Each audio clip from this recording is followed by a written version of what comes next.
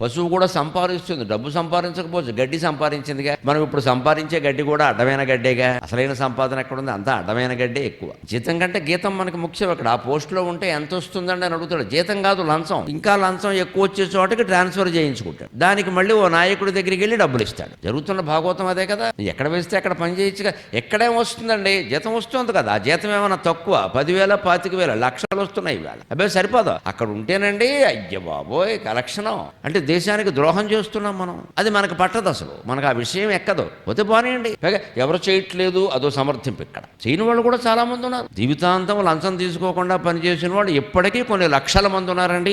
వారికి శిరస్సు ఉంచి నమస్కారం చేయాలి. వాళ్ళకి రావాల్సిన గుర్తింపు లేదు, గౌరవం లేదు. వాళ్ళ గురించి ఎవరు మాట్లాడరు. పైగా వెర్రివేధవ కింద చూడడం అండి. ఆడేదో రకం అండి ఆ అయోమయం. అయోమయం అంటే ధర్మంగా బతకడం అయోమయమా? లంచాలు తీసుకునేవాడు వాడు ఇంటెలిజెంట్ అంటే లంచాలు తీసుకోవడమా? ఎంత దుర్మార్గ ప్రపంచం వచ్చింది.